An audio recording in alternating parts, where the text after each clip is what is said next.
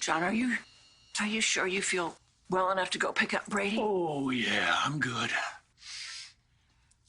I'm only asking because you ate more of that frittata than I did. Don't ever say that word again. Which word? That F word. You know, next Valentine's Day, you and I, we're just gonna make up some good old-fashioned pancakes, okay? I'm so sorry. I know I'm not much of a cook. I just never thought to check expiration on eggs. I didn't know there was an expiration for eggs. Don't worry about it, because with us, every day is Valentine's Day. Oh, honey.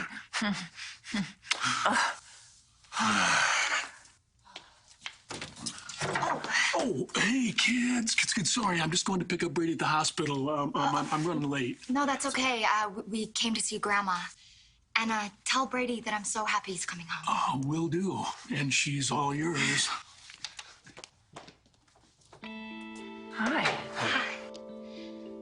Did you want to talk to me about something? Actually, we came to see Susan. Please tell me she's still here. Well, I'd like to, but she's not.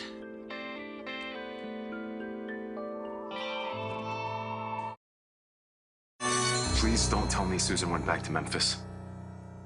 No, she didn't leave town. You sure? I'm sure. She just went out for a while. John and I were a little sick this morning, and it wasn't much fun to be around. Are you both okay? Yes, we're all right. Why don't you tell me what this is about? You are not gonna believe this, Grandma. I know for a fact that Sierra's alive.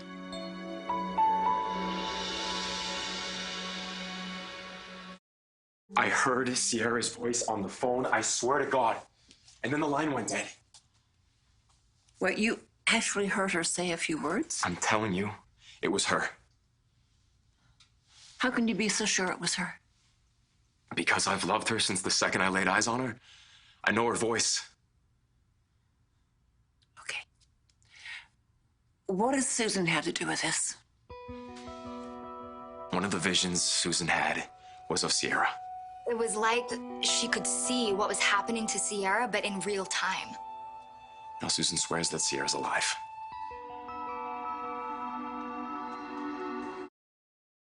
Susan, is it possible for you to come right back to my place?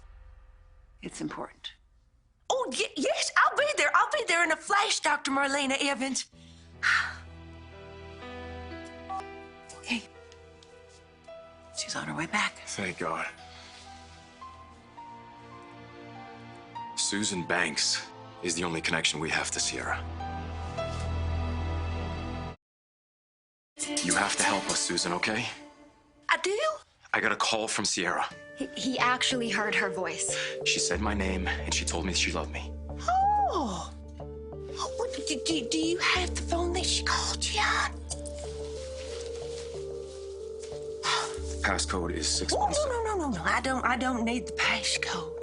I just, I need you to keep an open mind and an open heart. Okay? All right. Oh! Van Weston, you and I have the same ringtone. Susan, What? that's your phone.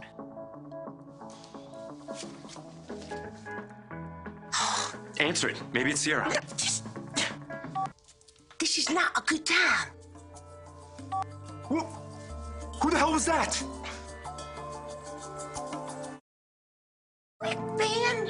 Oh, shush. It was not Sierra on the phone just now. I'm very sorry.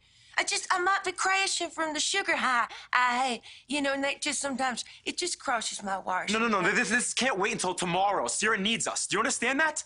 Ben, I think Susan could use a break.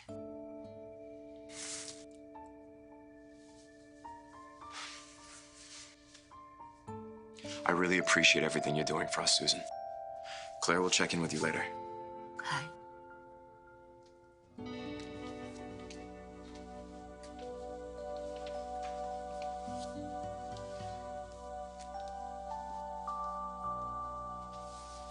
You don't believe it, do you? I think you do. And I think when the subconscious is involved, anything is possible. And I'd like to believe it for my own private reasons. Thank you.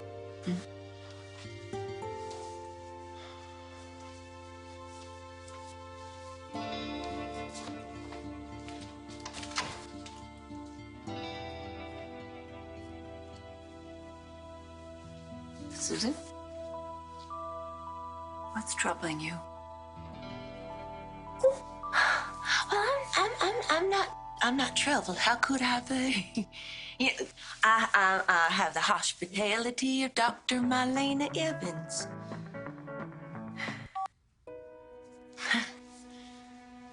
It's those calls, isn't it?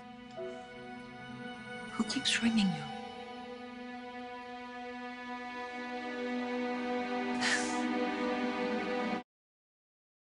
I know how bummed you are that Susan couldn't help us today. I feel the same way. I want to ask you a question.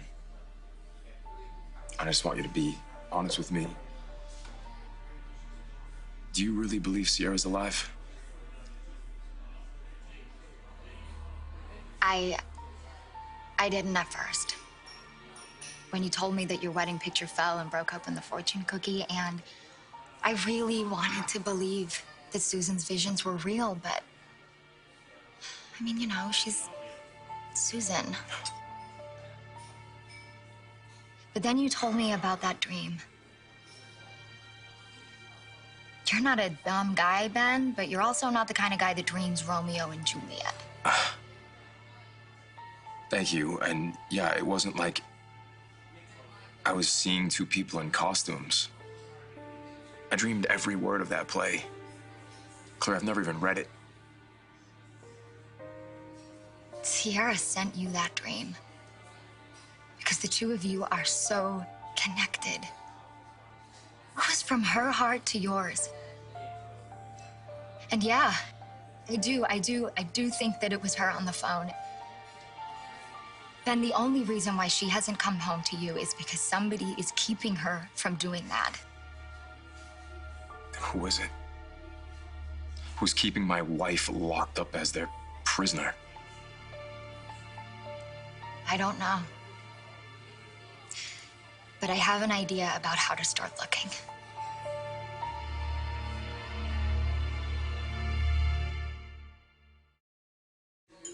We have to go back to square one and look at everything that happened differently.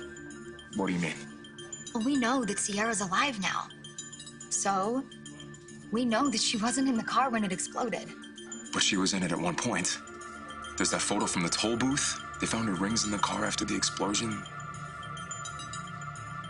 Okay, then maybe she was thrown from the car when it blew up. She would have been injured, Claire. She wouldn't make it that far. Hope and I searched the entire perimeter around that airfield. So did the forensics guys from the police department. Nobody found a trace of her. Which means that she wasn't in the car when it exploded. Now somebody has her locked up. Since it can't be Vincent, who is it?